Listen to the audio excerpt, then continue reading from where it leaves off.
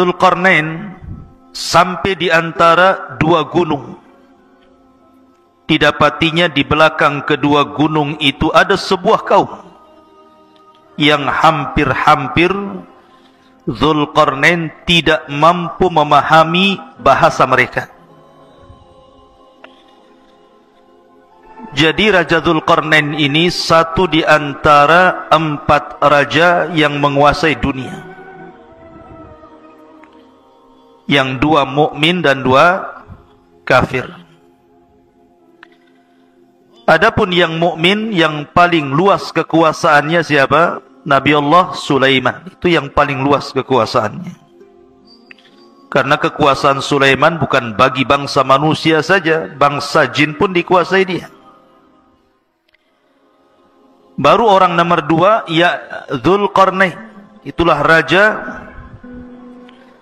yang mukmin, yang beriman kepada Allah, yang sebagian besar dunia dikuasainya. Baru setelah itu yang 2 kafir, Namrud dan Bukhtun Nasr.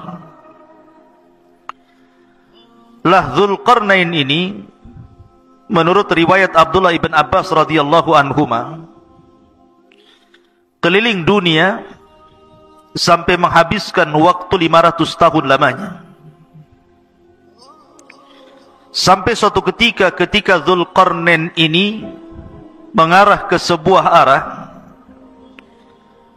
maka dia kemudian sampai di antara 2 gunung. Lah di balik 2 gunung itu ada sebuah kaum. Masalahnya kaum itu tidak bisa diajak bicara. Kalaupun mereka bisa diajak bicara, Dzulqarnain tidak paham maksudnya. Karena Dzulqarnain baru sampai di tempat itu. Tetapi bagaimanapun Allah subhanahu wa ta'ala berikan kemampuan kepada Dzulqarnain itu, thumma atba'a sababa. Jadi Dzulqarnain itu diberikan oleh Allah kemampuan untuk memahami apa yang menjadi sulit bagi dia menjadi mudah. Akhirnya diriwayatkan Dzulqarnain mempersiapkan 10 penerjemah. Yang satu penerjemah ke penerjemah yang lainnya itu beda bahasa. Jadi kaum yang tidak bisa dipahami bahasanya ini kemudian bicara kepada penerjemah pertama dengan bahasa lain. Penerjemah pertama, kedua menggunakan bahasa lain lagi. Penerjemah kedua, ketiga menggunakan bahasa lain lagi. Sampai 10 bahasa untuk menerjemahkan keinginan kaum di balik 2 gunung itu. Setelah 10 bahasa, Dzulqarnain baru paham. Oh, maksudnya apa? Apa maksudnya keinginan mereka? Itu digambarkan dalam Al-Quran.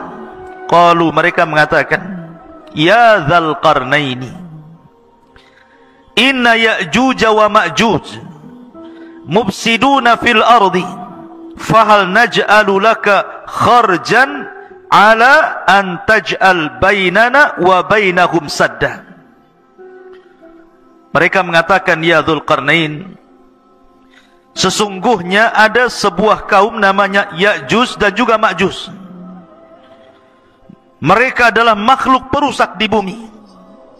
Maka bolehkah kami membayarmu, memberikan imbalan agar engkau membuatkan antara kami dan mereka sebuah benteng yang sangat besar, biar mereka tidak datang lagi kemari. Kemudian Dzulqarnain mengatakan, qala ma makkani fihi rabbi khairun fa'inuni biquwatin aj'al bainakum wa bainahum radmah. Maka Dzulqarnain berkata, apa yang telah Allah anugerahkan kepadaku jauh lebih baik dibandingkan imbalan kalian. Akan tetapi bantulah aku dengan kekuatan agar aku dapat membuatkan untuk kalian sebuah benteng yang bisa menghalangi kalian dengan mereka. Lihat bagaimana Dzulqarnain membuat benteng di sini. Allah katakan, atuni zubural hadid, datangkan kepadaku potongan-potongan besi. Hatta idza sawa bainas sadafaini, hingga ketika potongan-potongan besi itu telah terpasang sama rata dengan puncak gunung itu. Jadi besi itu ditancap-tancapkan seperti pagar begitu, sampai tingginya sama dengan gunung itu. Kemudian kata Dzulqarnain, qala khfuhu hatta idza ja'alahu naran qala atuni ufrig alaihi qatran famastata'u an yadharu wa mastata'u lahu nakbah. Maka Dzulqarnain berkata, tiupkanlah hingga ketika besi itu sudah menjadi merah karena terbakar api. Maka dia mengatakan, berilah aku agar kutuangkan ke atas besi itu tembaga yang sangat mendidih, maka mereka Ya'juj dan Ma'juj tidak dapat mendakinya dan tidak dapat pula melubanginya. Menunjukkan bahwa ini kekuatan yang Allah subhanahu wa ta'ala anugerahkan kepada Dzulqarnain. Dari sini terjadi perselisihan ulama. Apakah Dzulqarnain itu seorang nabi ataukah bukan? Bagi yang mengatakan bahwa Dzulqarnain seorang nabi, berarti mukjizatnya mampu membentuk sebuah benteng yang menghalangi antara Ya'juj dan Ma'juj dengan kaum yang tidak bisa dipahami bahasanya itu. Tetapi bagi yang mengatakan bahwa Dzulqarnain bukan nabi, itu hanya karamah saja. Allah anugerahkan kepada Dzulqarnain karena keajaiban dunia itu tidak lepas dari 3 perkara: mukjizat, karamah, dan sihir. Mukjizat bagi para nabi, karamah bagi para wali, dan sihir bagi para dukun. Yang ingin saya kisahkan bukan kisah Dzulqarnain, tetapi yang saya ingin kisahkan malam ini tentang siapa Ya'juj dan Ma'juj itu. Baik, di dalam hadis Nabi SAW mengatakan, lan taquma as-sa'ah hatta yakuna qablaha asyra ayatin tulu'us syamsi min maghribiha wa khurujud dabbati wa khuruju Ya'juj wa Ma'juj. Dalam sebuah hadis yang dikeluarkan Abi Dawud, Nabi SAW bersabda, tidak mungkin tegak hari kiamat sampai kalian mendapati 10 tanda dari tanda-tanda besar hari kiamat. Dalam hadis ini disebutkan sebagiannya. Pertama, munculnya matahari dari arah barat. Yang kedua, munculnya binatang bumi yang bisa bicara. Dan yang ketiga, Ya'juj dan Ma'juj. Kapan keluarnya Ya'juj dan Ma'juj itu, ikhwan? Dan siapa Ya'juj dan Ma'juj itu? Ada yang mengatakan bahwa Ya'juj dan Ma'juj itu satu bapak dengan kita. Bukan satu bapak, satu ibu. Kalau saya dengan antum itu satu bapak, satu ibu, dari Adam dan Hawa. Tapi Ya'juj dan Ma'juj itu satu bapak saja, lain ibu dengan kita. Lalu siapa ibunya? Ada yang mengatakan bahwa suatu ketika Nabi Adam ini ihtilam, mandi ataupun mimpi basah, sehingga sampai mengeluarkan sperma. Lah spermanya Adam ini jatuh ke tanah. Rupanya karena jatuh ke tanah itulah akhirnya sperma yang menyatu dengan tanah itu tiba-tiba membentuk manusia dari tanah. Itulah yang disebut dengan Ya'juj dan Ma'juj. Jadi bapaknya Adam, ibunya tanah. Nah, itu pendapat yang pertama. Berarti Ya'juj dan Ma'juj dengan kita itu satu bapak, karena beda ibu. Kalau kita kan satu ibu satu bapak. Kalau mereka satu bapak dengan kita saja. Tapi tentu riwayat ini batil, ikhwan. Karena tidak bisa kita menetapkan sesuatu tanpa dalil.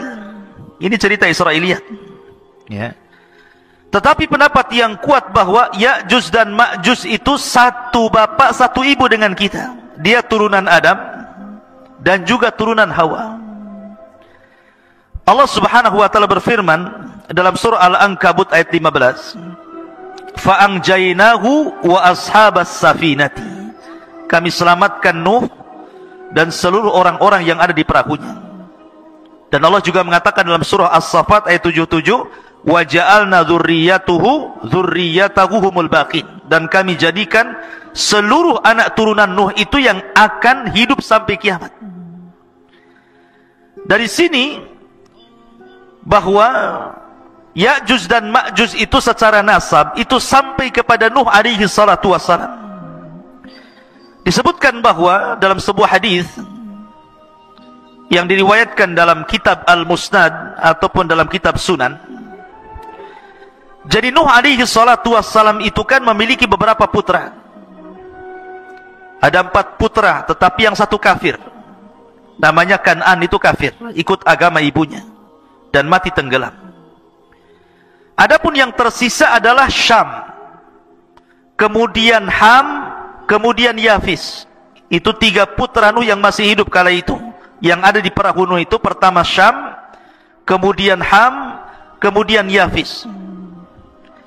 Adapun Syam itu disebut Abul Arab, bapaknya orang-orang Arab. Jadi seluruh orang Arab itu turunan Syam.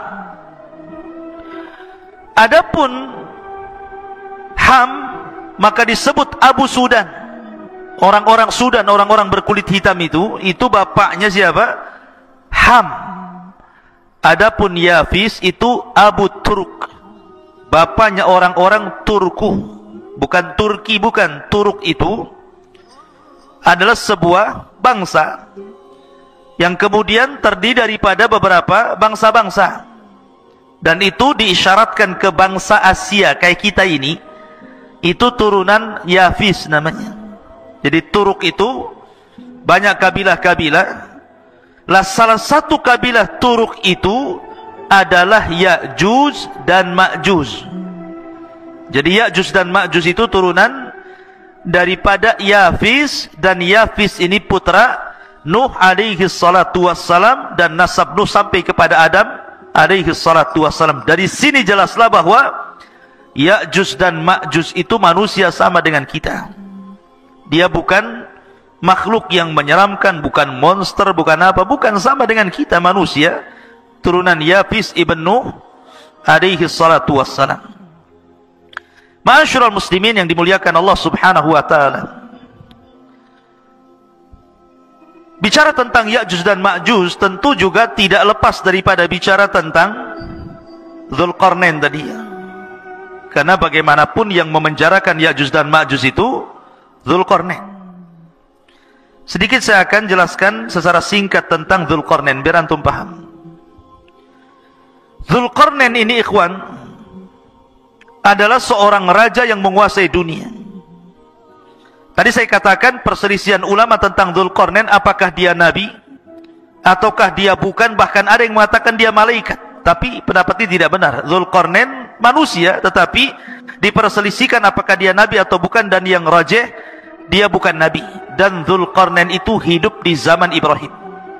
Ingat, Dzulqarnain hidup di zaman Nabi Ibrahim alaihi salatu wassalam. Bahkan dikatakan oleh Ibnu Utsaimin rahimahullahu ta'ala bahwa Dzulqarnain pernah tawaf bersama Ibrahim, dan dialah yang menjadikan Dzulqarnain itu masuk Islam. Jadi yang mendakwahkan dakwah tauhid kepada Dzulqarnain itu Nabi Ibrahim, sampai akhirnya Dzulqarnain masuk Islam, kemudian menjadi raja dunia, dan dia pernah tawaf bersama Nabi Ibrahim alaihi salatu wassalam. Ada yang mengatakan bahwa Dzulqarnain adalah Iskandar Yunan, atau disebut dengan Iskandar Al-Maqduni. Ini tidak benar. Memang Iskandar Yunan atau Iskandar Al-Maqduni, yang dia punya guru namanya Aristoteles. Antum pernah dengar Aristoteles itu pendiri pemahaman filosof.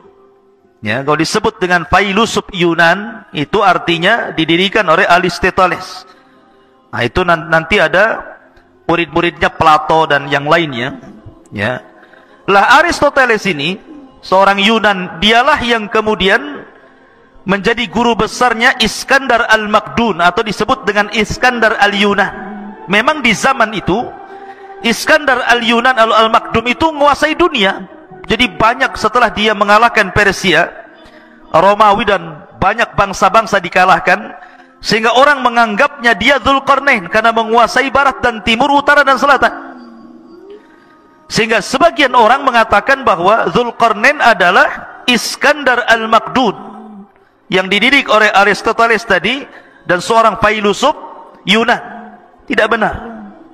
Kenapa tidak benar? Pertama, dari segi zaman sudah berbeda. Dzulqarnain itu di zaman Nabi Ibrahim. Sementara Aristoteles ini jauh, ya, jauh dibandingkan di zaman Nabi Ibrahim. Dia berabad-abad, dari mana nggak ketemu. Yang kedua, Dzulqarnain ini seorang muslim, orang yang bertauhid kepada Allah Azza wa Jalla. Sementara Al-Iskandar Al-Makdun atau Yunan itu kafir, sehingga nggak ketemu. Dari segi agama saja tidak ketemu. Maka Dzulqarnain ya Dzulqarnain, orangnya lain. Kemudian Iskandar Al-Yunan atau Al-Makdun ya Iskandar Al-Makdun, lain lagi. Maka jangan disamakan, itu dua orang yang berbeda. Intinya bahwa Dzulqarnain adalah seorang raja, seorang muslim, masuk Islam di tangan Nabi Ibrahim alaihi salatu wassalam, kemudian menjadi raja dan menguasai dunia. Lah di zamannya inilah Ya'juj dan Ma'juj kemudian dibenteng oleh dia sehingga tidak bisa keluar. Adapun tentang sifat Ya'juj dan Ma'juj itu, bagaimana bentuknya sebenarnya? Ibnu Hajar rahimahullahu ta'ala menyebutkan beberapa pendapat para ulama tentang bentuk fisiknya Ya'juj dan Ma'juj itu. Kata beliau bahwa ada sebagian orang mengatakan bahwa Ya'juj dan Ma'juj itu badannya seperti syajaratil aruz, seperti pohon aruz. Pohon aruz itu berada di Syam atau tepatnya di Lubnan sana, di Libanon. Itu banyak pohon aruz, itu tinggi sekali, ya. Jadi pohon aruz itu sangat tinggi sekali, sampai dijelaskan tingginya itu ishruna wa mi'ata dhirah, 120 hasta. Satu hasta segini. Kalau 120 hasta, kalau 120 bagi 2 berapa? 60. Berarti 60 meter. Karena satu hasta itu setengah meter. Berarti tingginya Ya'juj dan Ma'juj itu 60 meter. Masjid ini saja baru 10 meter. Berarti 6 kali tingginya masjid ini. Berarti tinggi sekali Ya'juj dan Ma'juj itu. Raksasa kan begitu ya. Ini satu pendapat. Jadi Ya'juj dan Ma'juj itu setinggi itu karena dimisalkan dengan pohon aruz yang ada di Syam, di Lubnan sana. Ini satu pendapat. Pendapat yang kedua bahwa Ya'juj dan Ma'juj itu simfun arba'atu adru fi arba'ati adru. Satu dhira, satu hasta. Jadi dia tingginya 4 hasta, lebarnya 4 hasta. Nah, jadi kotak itu jadinya. Ya. Jadi bentuk Ya'juj dan Ma'juj itu 2 meter tingginya, kemudian panjangnya juga 2 meter, lebarnya 2 meter, tingginya 2 meter. Jadi kayak kardus jadinya. Ya. Jadi itu ada juga yang mengatakan Ya'juj dan Ma'juj itu seperti itu. Kemudian juga ada yang berpendapat simfun yaftarishuna adhanahum wa yaltahifuna bil ukhra. Jadi Ya'juj dan Ma'juj itu punya telinga besar sekali. Telinganya besar sekali, panjang. Jadi satu telinga digunakan untuk selimut dia kalau dia tidur, maka satu telinganya lagi digunakan untuk membunuh, untuk menyerang. Ah, ini kayak apa ini? Telinganya besar sekali. Ya. Kemudian juga ada yang mengatakan bahwa Ya'juj dan Ma'juj itu tuluhum shibrun aw shibraini wa atwaluhum salasata ashbar. Paling tinggi 3 jengkal segini. Seginilah, segini. Ada juga yang 2 jengkal, ada juga 1 jengkal segini. Tingginya itu. Berarti manusia kerdil. Tapi sekali lagi ini hanya pendapat. Tidak didasari dalil-dalil sama sekali, ini hanya dinukilkan dari kisah Israiliyat. Jadi Al-Hafidh Ibnu Hajar menukilkan pendapat tentang bentuk Ya'juj dan Ma'juj ini adalah semuanya riwayat dhaifah. Tidak ada yang sahih.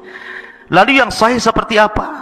Yang sahih diriwayatkan dalam sebuah hadis dari Ibnu Harmalah, dari bibinya, yang diriwayatkan oleh Imam Ahmad dalam musnadnya. Ini bentuk fisik asli yang sahih ini. Disebutkan dalam sebuah hadis, khataba Rasul sallallahu alaihi wasallam wa huwa asibu isba'ahu min ladghati aqrabin. Rasul sallallahu alaihi wasallam berkhutbah dalam keadaan jarinya tersengat kalajengking.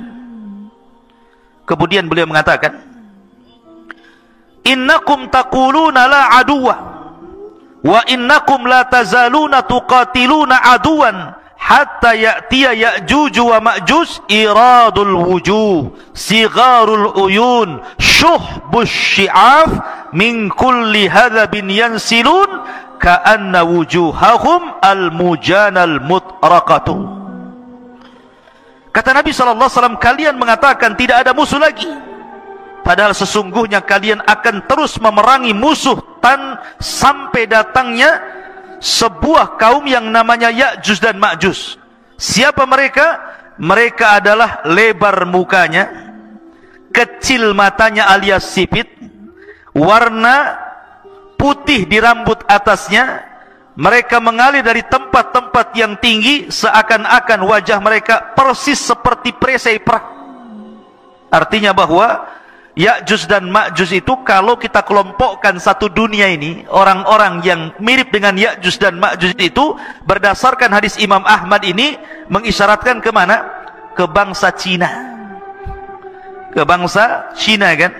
Kita ini orang-orang Asia itu kan matanya sipit, bulat, pendek gitu ya. Orang-orang kayak orang-orang Mongol gitu ya. Ya, jadi Ya'juj dan Ma'juj itu disyaratkan kepada bangsa-bangsa Cina. Tapi bukan berarti kemudian Ya'juj dan Ma'juj itu Cina, tidak ada. Bukan, orang Cina bukan Ya'juj dan Ma'juj. Maksudnya fisiknya persis seperti mereka. Seperti orang Cina. Kalau Novel ini tidak seperti orang Cina, orang Bangla ini. Ya. Jadi Ya'juj dan Ma'juj itu seperti orang Cina, maksudnya fisiknya, tapi bukan berarti Cina itu Ya'juj dan Ma'juj, tidak. Karena ada yang berpendapat bahwa Ya'juj dan Ma'juj itu Cina, bukan. Kemudian benteng yang dibangun Dzulqarnain itu tembok Cina. Ya, enggak nyambung, ikhwan. Jaka sembung enggak nyambung. Kenapa? Karena tadi saya sudah jelaskan ayatnya kan, bahwa temboknya Dzulqarnain itu terbuat dari besi, kemudian dilumuri tembaga. Nah, tembok Cina dari mana? Dari tembok, dari batu bata aja disusun. Yang kedua, tembok Cina pernah roboh sebagiannya. Kalaupun seandainya dirudal itu bisa roboh, tapi bentengnya Ya'juj dan Ma'juj tidak bisa. Kuat sekali. Dan itu berdasarkan Al-Quran dan juga hadis Nabi SAW, tidak mungkin roboh benteng itu kecuali Allah izinkan roboh. Jadi tidak ada kaitan benteng Cina dengan bentengnya Dzulqarnain atau Ya'juj dan Ma'juj dengan orang Cina. Nggak ada kaitan di situ. Ya'juj dan Ma'juj lain, benteng Cina juga lain, bukan benteng Ya'juj dan Ma'juj. Ya, secara fisik ya persis gitu saja. Ya. Ma'asyiral muslimin yang dimuliakan Allah Subhanahu wa taala. Kemudian dari segi jumlah mereka kan sekarang terkurung, ikhwan, karena ada yang mengatakan di balik benteng ini di mana? Apakah dalam tanah, di gua-gua, di gorong-gorong gitu ya, atau di dalam dasar lautan, atau di atas bumi, wallahu alam. Tetapi lihat bagaimana Allah Subhanahu wa taala gambarkan betapa banyaknya mereka. Nabi sallallahu alaihi wasallam bersabda dalam hadis Abi Sa'id Al-Khudri radhiyallahu an. Nabi SAW mengatakan, yaqulullah, berarti di sini hadis qudsiyah, Allah berfirman, ya Adam, wahai Adam. Jadi suatu ketika Allah akan memanggil Nabi Adam. Kemudian Adam mengatakan, labbaika wa sa'daika wal khairu fi yadaik. Kata Adam, labbaik, ku sambut panggilanmu ya Rabb dengan senang hati dan kebaikan semua di tanganmu ya Rabb. Fayaqul, maka Allah berfirman, akhrij ba'than nar. Wahai Adam, keluarkan pasukan penghuni neraka. Adam, keluarkan pasukan penghuni neraka. Kemudian dia mengatakan, inna kulla alfi tis'a mi'atin wa tis'atan wa tis'ina fa indahu yashibus saghir wa tada'u kullu dhati hamlin hamlaha wa tara an-nasa sukara wa ma hum bisukara walakinna adzaballahi syadid. Qalu ya Rasulullah wa ayyuna dhalikal wahid? qala abshiru fa inna minkum rajulan wa min Ya'juj wa Ma'juj alfa. Perhatikan. Kemudian kemudian Allah berfirman kepada Adam, keluarkan pasukan penghuni neraka.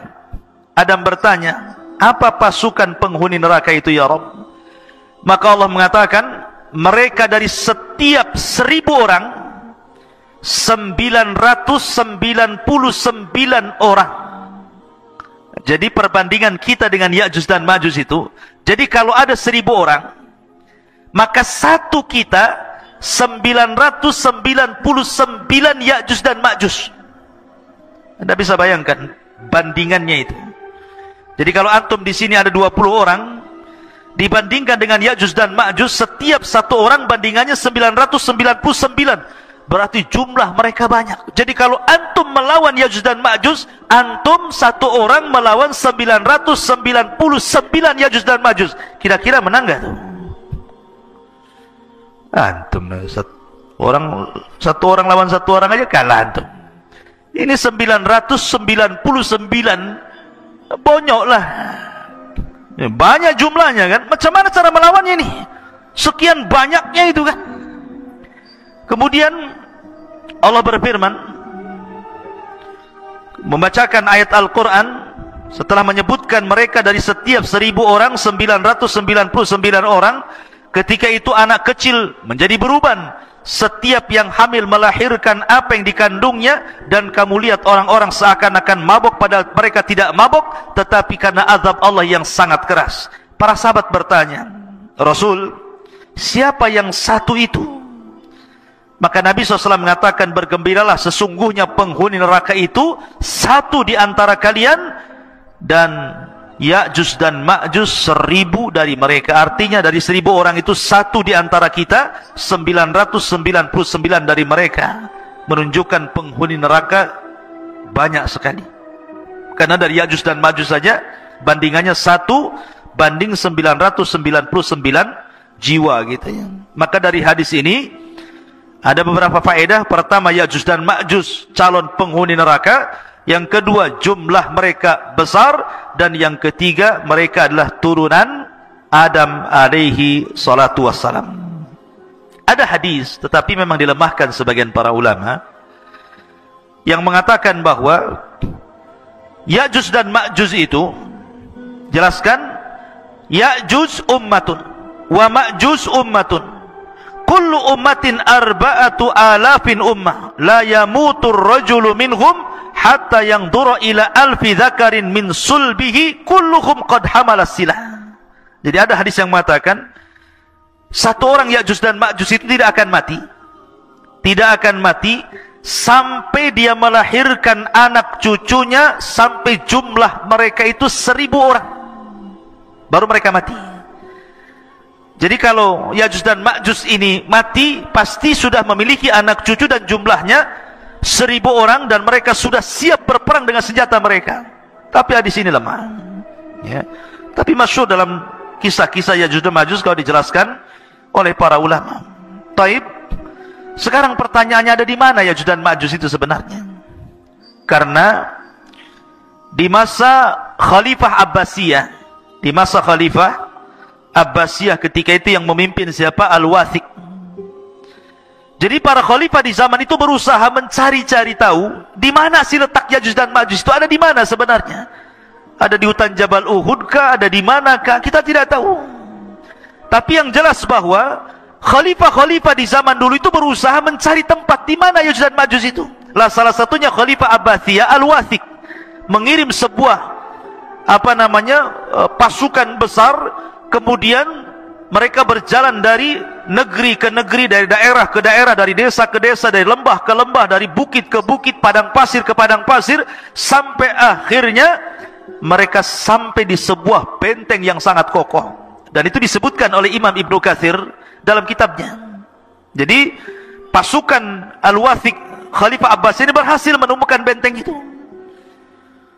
Benteng itu sangat kokoh sekali.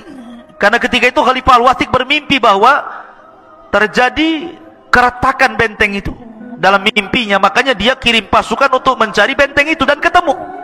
Rupanya benteng yang sangat kokoh sekali, yang sangat tinggi sekali, yang tidak bisa diretakkan sama sekali. Akhirnya kemudian mereka pun menyisihkan pasukan mereka untuk menjaga benteng itu, kemudian pulang.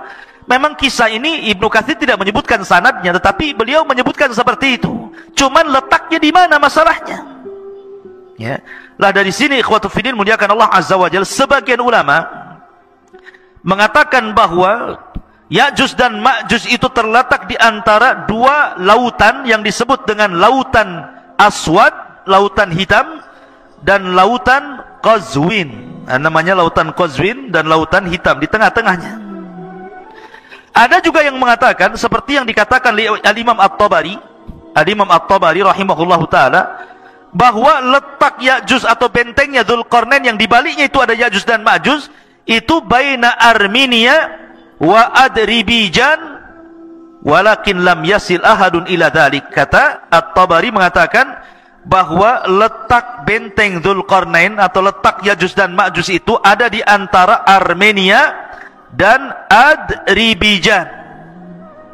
Antara Armenia dan Adribijan, mungkin kalau sekarang mungkin dekat Georgia namanya, Georgia gitu ya. Nah, di sekitar Georgia sana. Nah, sekitar itulah. Mungkin dari Cina itu ke arah mana itu? Ke arah selatan atau ke utara gitu ya. Nah, sekitar itu. Tapi yang jelas tidak ada satupun orang yang sampai ke situ. Adapun kisah Ibnu Katsir tentang delegasi Khalifah Abbasiyah Al-Wathiq ini wallahu alam, karena tidak bersanad masalahnya. Tapi yang jelas kita yakini bahwa Ya'juj dan Ma'juj itu ada di balik benteng Dzulqarnain. Kapan keluarnya? Wallahu alam, karena itu tanda dari tanda-tanda kiamat besar. Sekarang bagaimana keluarnya? Bagaimana cara keluarnya? Ma'asyiral muslimin yang dimuliakan Allah Azza wa Jalla, saya akan runut satu tanda kiamat sebelum keluarnya Ya'juj dan Ma'juj. Kita tahu bahwa sebelum keluarnya Ya'juj dan Ma'juj itu, dari tanda-tanda kiamat besar adalah keluar Dajjal. Dajjal dulu ya. Dajjal dulu keluar, baru kemudian Ya'juj dan Ma'juj. Jadi Dajjal ini fitnahnya adalah fitnah agama. Jadi Dajjal itu fitnahnya fitnah agama. Fitnah agama artinya bahwa Dajjal ini sama sekali tidak merusak seperti Ya'juj dan Ma'juj. Memang murni fitnah agama, tidak ada kaitan dengan Ya'juj dan Ma'juj. Ya. Lah kemudian Allah Subhanahu wa ta'ala takdirkan turun Isa bin Maryam, kemudian membunuh Dajjal. Lah ketika Isa bin Maryam telah membunuh Dajjal inilah, baru kemudian muncul Ya'juj dan Ma'juj. Lah ketika itu Allah Subhanahu wa ta'ala memerintahkan Isa untuk sembunyi, karena kalau melawan tidak akan sanggup.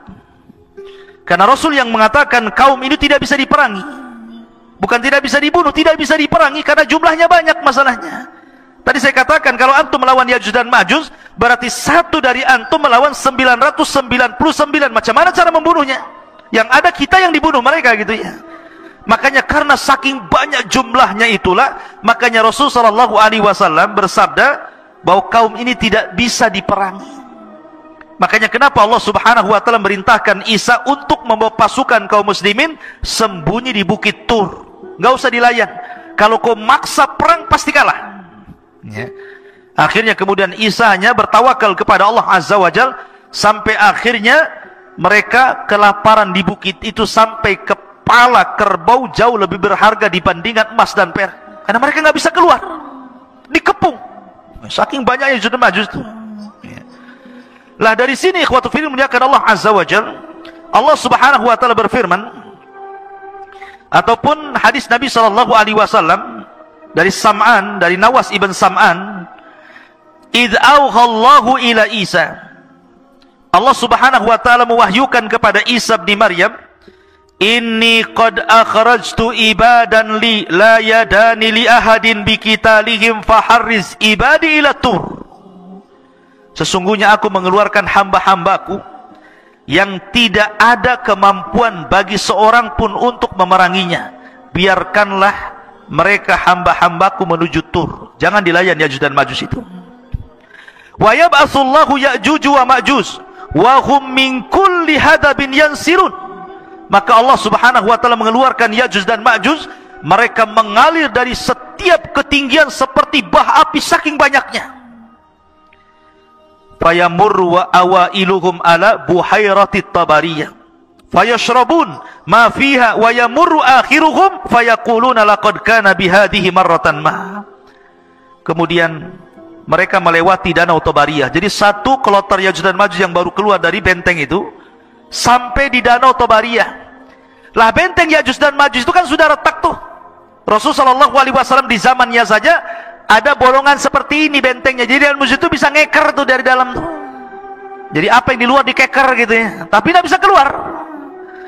Jadi kelompok yang pertama keluar itu mereka melintasi sebuah danau yang disebut dengan Danau Tiberias, Danau Tabariyah dalam bahasa Arab, dalam bahasa kita Tiberias itu. Mereka minum sampai kering, tidak ada sisa air itu, padahal baru sedikit itu yang keluar. Kemudian kloter yang kedua datang dan mengatakan, sungguh dulu di sini banyak airnya, kenapa kemana air ini? Padahal sudah diminum oleh kloter pertama. Saking banyaknya, bayangkan. Minum pun semuanya diminum dia. Lewat danau diminum dia, lewat got diminum dia, semua diminum dia. Karena mereka nggak pernah melihat air seperti itu kan, mereka terbenteng dalam benteng. Kemudian qalu, aduh, Bang Karim ini ganggu saja nih. Qalu, mereka mengatakan, ya dzal qarnaini inna ya'juj wa ma'juj mufsiduna fil ardi fahal naj'alu laka kharajan ala an taj'al bainana wa bainahum sadda. Kemudian Dzulqarnain mengatakan, sesungguhnya Ya'juj dan Ma'juj mereka perusak di permukaan bumi. Jadi ikhwan, ketika Ya'juj dan Ma'juj keluar itu, Ya'juj dan Ma'juj itu fitnahnya berbeda dengan Dajjal. Kalau Dajjal itu kan fitnah agama. Kamu kalau ikut saya senangkan, tapi kalau tidak ikut saya bunuh kau. Bahasanya seperti itu. Ataupun mungkin fitnah yang lain, fitnah dabatul ar gitu ya, fitnah binatang yang melata dari perut bumi, tugasnya stempel saja, mukmin kafir gitu. Tapi Ya'juj dan Ma'juj ini memang asli merusak, tidak ada hubung kait dengan agama. Pokoknya keluar saja, dia dibantainya semua orang yang di luarasnya. Lihat pohon ditebang, lihat bangunan dirobohkan, lihat air disedot airnya, lihat lautan habis dimakannya. Pokoknya semua yang ada depannya dihancurkan dan tidak dibangun lagi. Jadi tugasnya yang merusak saja. Semua dirusak, hutan dirusak, bangunan dirusak, orang dibantai. Bahkan ada yang mengatakan bahwa kalau dia membunuh di luarasnya, bukan hanya dibunuh, dimakan bangkainya. Jadi mereka itu kanibal, memakan, bahkan sesama mereka pun mereka memakan. Bagi mamanya Ya'juj dan Ma'juj meninggal, salah satu di antara mereka dimakan jasadnya. Sampai seperti itu gitu ya kerusakannya. Jadi ngeri gitu ya Ya'juj dan Ma'juj itu. Makanya wajar kalau seandainya tidak ada satupun ras di luar Ya'juj dan Ma'juj, kecuali mereka akan dibantai, dibunuh, dimakan, kecuali yang sembunyi. Mereka selamat. Kalau nggak sembunyi mereka tidak selamat. Makanya kemudian Ya'juj dan Ma'juj ini mereka akan terus menyerang di luarasnya, akan keliling dunia, akan membantai ke desa-desa, ke kota-kota, ke daerah-daerah, ke kutub-kutub. Mereka akan meluas di mana-mana. Sampai ketika mereka sudah puas, karena merasa sudah tidak ada lagi yang diserang, sombong mereka. Kesombongan itulah sampai kemudian mereka mengatakan, qatalna man fil ardi sanaqtuluhu man fis sama, katanya. Kami sudah membantai orang-orang yang di bumi, sekarang yang di langit ku bantai juga, katanya. Lihat, dia mau membantai orang-orang yang di langit, malaikat. Bumi ini kecil ikhwan, dibandingkan dengan langit, kata Nabi SAW, seperti kita punya cincin dilempar ke padang pasir. Bumi itu cincinnya, padang pasir itu langitnya. Apalagi panah tombak kecil-kecil lagi kan gitu ya. Kemudian dilemparkan ke bumi, macam mana coba? Cincin dilempar ke padang pasir. Lah, bumi ini cincinnya, langit di padang pasirnya. Kemudian mereka melempar tombak, melempar tanah ke langit, panah-panah ke langit. Kemudian mereka ditipu oleh Allah. Wa yakiduna kaida. Tiba-tiba Allah sedot itu panah sama tombak itu sampai keluar jalur awan, sampai gak kelihatan ya. Kemudian setelah tombak dan panah mereka itu menembus awan-awan, Tiba-tiba kemudian dibalikan lagi sama Allah. Dan Allah subhanahu wa ta'ala kemudian lumuri di ujung-ujungnya itu darah-darah. Seolah-olah mereka sudah membunuh orang-orang yang ada di langit. Padahal tidak ada satu makhluk yang terkena tembakan itu. Allah hendak menipu daya mereka. Sehingga mereka makin sombong. Sekarang mana lagi? Di langit sudah kami bunuh. Di bumi sudah kami bunuh. Mana lagi katanya? Sombongnya mereka. Dari itulah maka akhirnya Allah subhanahu wa ta'ala al-jaza'u min jinsil amal. Mulai Allah membalas perbuatan mereka. Masyarul muslimin yang dimuliakan Allah subhanahu wa ta'ala. Lah Ya'juj dan Ma'juj ini sebenarnya mereka susah keluar sebenarnya. Setiap hari itu mereka sampai hari ini mereka hendak keluar melobangi. Jadi kalau sudah lubang kemudian matahari mulai terbit, maka matahari mulai terbenam, maka mereka kemudian pulang lagi. Begitu setiap hari, ya. Ketika mereka datang lagi, rupanya lubang yang kemarin sudah tertutup lagi. Sampai akhirnya di akhir zaman kata Nabi SAW, pimpinan mereka Ya'juj dan Ma'juj mengatakan kepada anak buahnya, "Ghadan nahfiru insyaallah."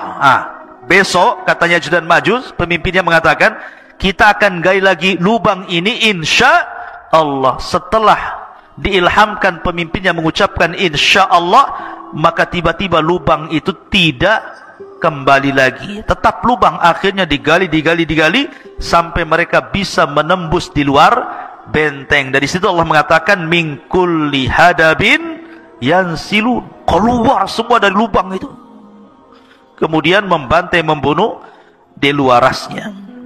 Masyarul muslimin yang dimuliakan Allah azza wa jalla. Lalu bagaimana akhir perjalanan Ya'juj dan Ma'juj itu? Jadi ketika Ya'juj dan Ma'juj itu sudah membantai semua di luar rasnya, manusia-manusia di luar rasnya, kecuali yang selamat ya, tadi Isa dan para pengikutnya yang ada di Bukit Tur, dan orang-orang yang sembunyi entah di mana, entah berantai, yang penting mereka selamat. Maka Isa melihat kerusakan itu kemudian berdoa kepada Allah agar Allah menghancurkan mereka. Dari sini Allah subhanahu wa ta'ala kemudian mengutus apa? Naghaf. Apa Naghaf? Naghaf itu semacam ulat. Lihat bagaimana kalau Allah menghancurkan sebuah kaum, tidak perlu ngirim buaya, apalagi buaya darat, ya. Jadi cukup dikirim ulat saja, tidak perlu mengirim harimau, cukup ulat. Jadi ketika Ya'juj dan Ma'juj itu sedang tertidur, semuanya tertidur, istirahat, tiba-tiba Allah kirim ulat banyak sekali, di mana-mana ada ulat. Rupanya ulat itu berjalan ke belakang sampai di tengkuknya. Tiba-tiba Allah subhanahu wa ta'ala jadikan ujung mulut ulat itu menembus tengkuk Ya'juj dan Ma'juj, masuk dari belakang, kemudian merusak isi badannya. Subhanallah, seperti listrik kalau antum cabut gardunya itu, apa yang terjadi? Bukan satu yang mati, satu batang mati. Kalau gardunya dicabut, satu batang mati. Artinya ketika satu Ya'juj dan Ma'juj mati, semua mati. Bukan ini dulu mati, besok ini, minggu depan ini, enggak, ya. Jadi satu mati, mati semua. Subhanallah, coba bayangkan bagaimana Allah subhanahu wa ta'ala bisa mewafatkan Ya'juj dan Ma'juj dalam satu waktu. Tidak harus menunggu hari ini, besok, bulan, dah. Satu mati semua. Subhanallah. Dan bangkainya Ya'juj dan Ma'juj setiap satu bengkal ada, satu jengkal ada, satu jengkal, karena jumlah mereka banyak. Sehingga Isa bin Maryam kebingungan ketika melihat jusas, bangkai-bangkai Ya'juj dan Ma'juj yang berserakan di sana sini. Maka kemudian Isa pun berdoa kembali untuk Allah membersihkan mereka. Dikirimlah burung-burung unta, burung-burung besar seperti unta. Kemudian diangkatlah jasadnya. Dalam riwayat Musnad Imam Ahmad, dilempar ke lautan, entah berantah laut mana. Yang jelas bukan laut Batam sini, yang jelas laut mana, sampai bersih bumi. Yang namanya bangkai dibuang, tetap masih ada sisanya. Maka Isa berdoa lagi agar betul-betul Allah subhanahu wa ta'ala membersihkan bumi.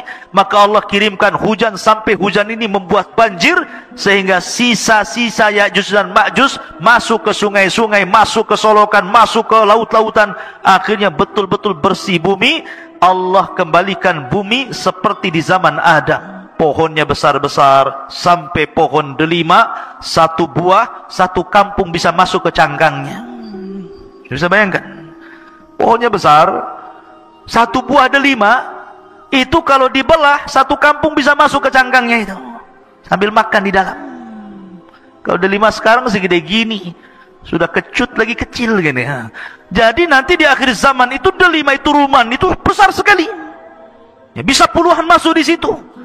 Karena Allah suburkan kembali sebagaimana di zaman ketika awal bumi dihidupkan, subur. Dari sini akhirnya Isa bin Maryam mulai membawa pasukan Imam Mahdi yang sudah meninggal, memimpin dunia, mematahkan salib, kemudian membunuh babi, kemudian menegakkan keadilan. Bagi yang tidak mau ikut syariat Islam maka akan dibantai, bagi yang ikut maka selamat. Sampai akhirnya Isa pun haji. Setelah haji kemudian Isa bin Maryam meninggal dunia. Hanya 7 tahun setelah itu Isa bin Maryam meninggal dunia. Nah, itu diantara kisah Ya'juj dan Ma'juj yang disebutkan dalam surah Al-Kahfi. Kata At-Tabari mengatakan bahwa letak benteng Dzulqarnain atau letak Ya'juj dan Ma'juj itu ada di antara Armenia dan Azerbaijan. Antara Armenia dan Azerbaijan, mungkin kalau sekarang mungkin dekat Georgia namanya, Georgia gitu ya. Nah, di sekitar Georgia sana. Nah, sekitar itulah. Mungkin dari Cina itu ke arah mana itu? Ke arah selatan atau ke utara gitu ya. Nah, sekitar itu. Tapi yang jelas tidak ada satupun orang yang sampai ke situ. Adapun kisah Ibnu Katsir tentang delegasi Khalifah Abbasiyah Al-Wathiq ini wallahu alam, karena tidak bersanad masalahnya. Tapi yang jelas kita yakini bahwa Ya'juj dan Ma'juj itu ada di balik benteng Dzulqarnain. Kapan keluarnya? Wallahu alam, karena itu tanda dari tanda-tanda kiamat besar. Sekarang bagaimana keluarnya? Bagaimana cara keluarnya? Ma'asyiral muslimin yang dimuliakan Allah Azza wa Jalla, saya akan runut satu tanda kiamat sebelum keluarnya Ya'juj dan Ma'juj. Kita tahu bahwa sebelum keluarnya Ya'juj dan Ma'juj itu dari tanda-tanda kiamat besar adalah keluar Dajjal. Dajjal dulu ya. Dajjal dulu keluar, baru kemudian Ya'juj dan Ma'juj. Jadi Dajjal ini fitnahnya adalah fitnah agama. Jadi Dajjal itu fitnahnya fitnah agama. Fitnah agama artinya bahwa Dajjal ini sama sekali tidak merusak seperti Ya'juj dan Ma'juj. Memang murni fitnah agama, tidak ada kaitan dengan Ya'juj dan Ma'juj ya. Lah kemudian Allah subhanahu wa ta'ala takdirkan turun Isa bin Maryam, kemudian membunuh Dajjal. Lah ketika Isa bin Maryam telah membunuh Dajjal inilah, baru kemudian muncul Ya'juj dan Ma'juj. Lah ketika itu Allah subhanahu wa ta'ala memerintahkan Isa untuk sembunyi, karena kalau melawan tidak akan sanggup. Karena Rasul yang mengatakan kaum ini tidak bisa diperangi. Bukan tidak bisa dibunuh, tidak bisa diperangi karena jumlahnya banyak masalahnya. Tadi saya katakan kalau antum melawan Ya'juj dan Ma'juj, berarti satu dari antum melawan 999. Macam mana cara membunuhnya? Yang ada kita yang dibunuh mereka gitu ya. Makanya karena saking banyak jumlahnya itulah, makanya Rasul SAW bersabda bahwa kaum ini tidak bisa diperangi. Makanya kenapa Allah subhanahu wa ta'ala merintahkan Isa untuk membawa pasukan kaum muslimin sembunyi di Bukit Tur. Nggak usah dilayan. Kalau kau maksa perang pasti kalah ya. Akhirnya kemudian Isa hanya bertawakal kepada Allah Azza wa Jal, sampai akhirnya mereka kelaparan di bukit itu sampai kepala kerbau jauh lebih berharga dibandingkan emas dan perak, karena mereka nggak bisa keluar, dikepung saking banyaknya Ya'juj dan Ma'juj itu ya. Lah dari sini ikhwatu fillah muliakan Allah Azza wa Jal, Allah subhanahu wa ta'ala berfirman, ataupun hadis Nabi SAW dari Sam'an, dari Nawas ibn Sam'an, idh awhallahu ila Isa, Allah subhanahu wa ta'ala mewahyukan kepada Isa bin Maryam, inni qad akhrajtu ibadan li la yadani li ahadin biqitalihim faharriz ibadi ila tur. Sesungguhnya aku mengeluarkan hamba-hambaku yang tidak ada kemampuan bagi seorang pun untuk memeranginya. Biarkanlah mereka hamba-hambaku menuju Tur. Jangan dilayan Ya'juj dan Ma'juj itu. wa yab'atsullahu Ya'juj wa Ma'juj wa hum min kulli hadabin yansirun. Maka Allah Subhanahu wa taala mengeluarkan Ya'juj dan Ma'juj, mereka mengalir dari setiap ketinggian seperti bah api saking banyaknya. Fayamurru wa awailuhum ala buhairatit tabariyah fayashrabun ma fiha wa yamurru akhiruhum fayaquluna laqad kana bihadhihi marratan ma. Kemudian mereka melewati danau Tabariyah. Jadi satu kloter Ya'juj dan Ma'juj yang baru keluar dari benteng itu sampai di danau Tabariyah. Lah benteng Ya'juj dan Ma'juj itu kan sudah retak tuh. Rasulullah SAW di zamannya saja ada bolongan seperti ini bentengnya. Jadi dan Ma'juj itu bisa ngeker tuh dari dalam tuh. Jadi apa yang di luar dikeker gitu ya, tapi tidak bisa keluar. Jadi kelompok yang pertama keluar itu mereka melintasi sebuah danau yang disebut dengan Danau Tiberias, Danau Tabariyah dalam bahasa Arab, dalam bahasa kita Tiberias itu. Mereka minum sampai kering, tidak ada sisa air itu, padahal baru sedikit itu yang keluar. Kemudian kloter yang kedua datang dan mengatakan, sungguh dulu di sini banyak airnya, kenapa kemana air ini? Padahal sudah diminum oleh kloter pertama. Saking banyaknya, bayangkan. Minum pun semuanya diminum dia. Lewat danau diminum dia, lewat got diminum dia, semua diminum dia. Karena mereka nggak pernah melihat air seperti itu kan, mereka terbenteng dalam benteng. Kemudian qalu, aduh, Bang Karim ini ganggu saja nih. Qalu, mereka mengatakan, ya dzal qarnaini inna Ya'juj wa Ma'juj mufsiduna fil ardi fahal naj'alu laka kharajan ala an taj'al bainana wa bainahum sadda. Kemudian Dzulqarnain mengatakan, sesungguhnya Ya'juj dan Ma'juj mereka perusak di permukaan bumi. Jadi ikhwan, ketika Ya'juj dan Ma'juj keluar itu, Ya'juj dan Ma'juj itu fitnahnya berbeda dengan Dajjal. Kalau Dajjal itu kan fitnah agama. Kamu kalau ikut saya senangkan, tapi kalau tidak ikut saya bunuh kau. Bahasanya seperti itu.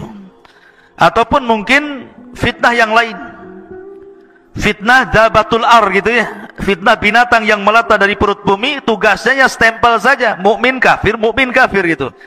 Tapi Ya'juj dan Ma'juj ini memang asli merusak, tidak ada hubung kait dengan agama.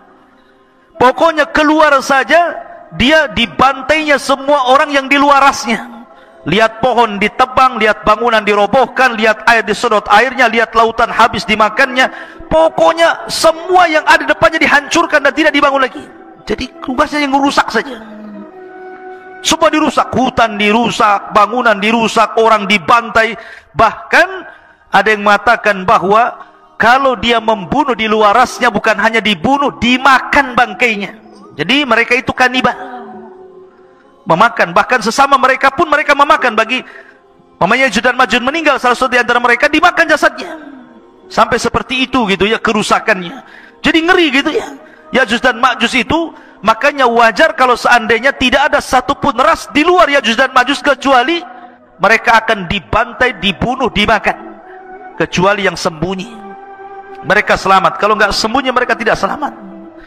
Makanya kemudian Ya'juj dan Ma'juj ini mereka akan terus menyerang di luarasnya, akan keliling dunia, akan membantai ke desa-desa, ke kota-kota, ke daerah-daerah, ke kutub-kutub. Mereka akan meluas di mana-mana. Sampai ketika mereka sudah puas, karena merasa sudah tidak ada lagi yang diserang, sombong mereka.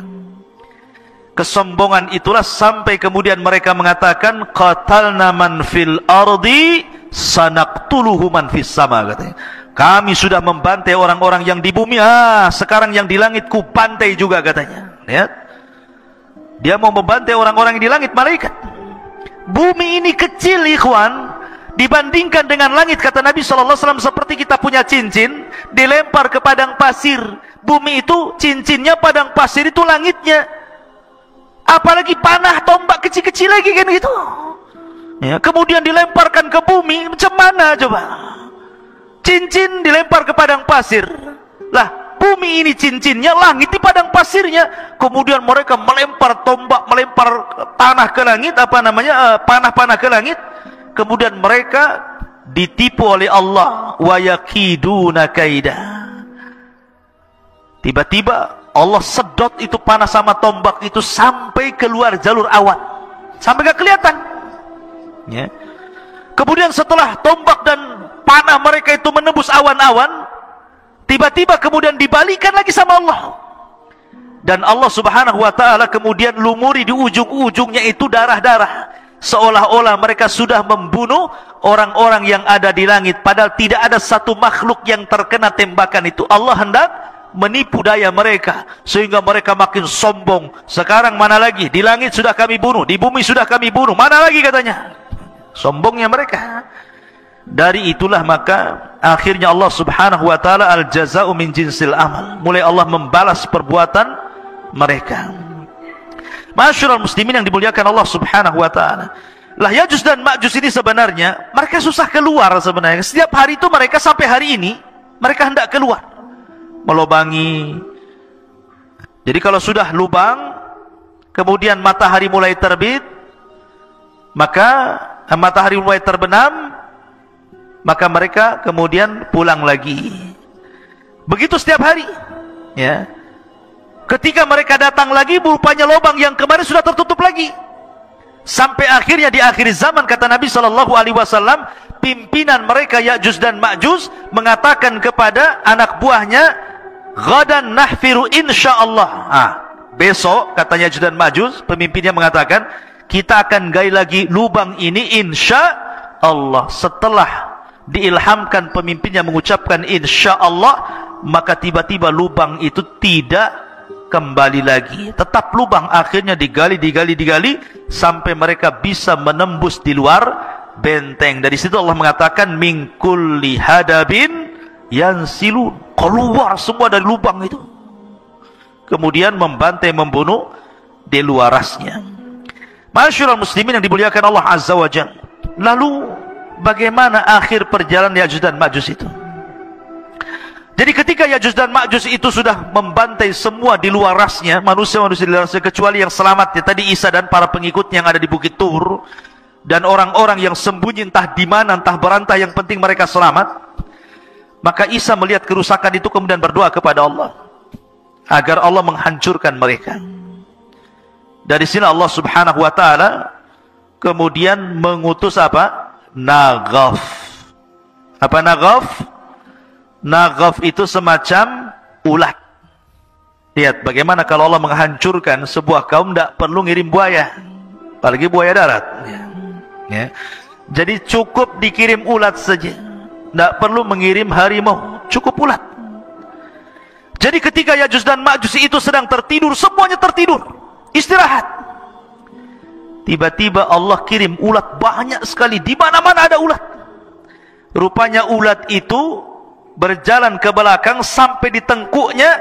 Tiba-tiba Allah subhanahu wa ta'ala jadikan ujung mulut ulat itu menembus tengkuk Ya'juj dan Ma'juj, masuk dari belakang, kemudian merusak isi badannya. Subhanallah, seperti listrik kalau antum cabut gardunya itu, apa yang terjadi? Bukan satu yang mati, satu batang mati. Kalau gardunya dicabut, satu batang mati. Artinya ketika satu Ya'juj dan Ma'juj mati, semua mati. Bukan ini dulu mati, besok ini, minggu depan ini, enggak. Ya. Jadi satu mati, mati semua. Subhanallah, saya bayangkan. Bagaimana Allah subhanahu wa ta'ala bisa mewafatkan Ya'juj dan Ma'juj dalam satu waktu. Tidak harus menunggu hari ini, besok, bulan, dah. Satu mati-mati semua. Subhanallah. Dan bangkainya Ya'juj dan Ma'juj setiap satu bengkal ada, satu jengkal ada, satu jengkal. Karena jumlah mereka banyak. Sehingga Isa bin Maryam kebingungan ketika melihat jusas, bangkai-bangkai Ya'juj dan Ma'juj yang berserakan di sana sini. Maka kemudian Isa pun berdoa kembali untuk Allah membersihkan mereka. Dikirimlah burung-burung unta, burung-burung besar seperti unta. Kemudian diangkatlah jasadnya. Dalam riwayat Musnad Imam Ahmad, dilempar ke lautan, entah berantah laut mana. Yang jelas bukan laut Batam sini, yang jelas laut mana. Sampai bersih bumi. Yang namanya bangkai dibuang, tetap masih ada sisanya. Maka Isa berdoa lagi agar betul-betul Allah subhanahu wa ta'ala membersihkan bumi. Maka Allah kirimkan hujan, sampai hujan ini membuat banjir, sehingga sisa-sisa Ya'juj dan Ma'juj masuk ke sungai-sungai, masuk ke solokan, masuk ke laut-lautan. Akhirnya betul-betul bersih bumi. Allah kembalikan bumi seperti di zaman Adam. pohonnya besar-besar, sampai pohon delima, satu buah, satu kampung bisa masuk ke cangkangnya. Bisa bayangkan, pohonnya besar, satu buah delima, itu kalau dibelah, satu kampung bisa masuk ke cangkangnya itu, sambil makan di dalam. Kalau delima sekarang segede gini, sudah kecut lagi kecil gini. Jadi nanti di akhir zaman itu delima itu ruman itu besar sekali. Ya, bisa puluhan masuk di situ. Karena Allah suburkan kembali sebagaimana di zaman ketika awal bumi dihidupkan, subur. Dari sini akhirnya Isa bin Maryam mulai membawa pasukan Imam Mahdi yang sudah meninggal, memimpin dunia, mematahkan salib, kemudian membunuh babi, kemudian menegakkan keadilan. Bagi yang tidak mau ikut syariat Islam maka akan dibantai, bagi yang ikut maka selamat. Sampai akhirnya Isa pun haji. Setelah haji kemudian Isa bin Maryam meninggal dunia. Hanya 7 tahun setelah itu Isa bin Maryam meninggal dunia. Nah, itu diantara kisah Ya'juj dan Ma'juj yang disebutkan dalam surah Al-Kahfi.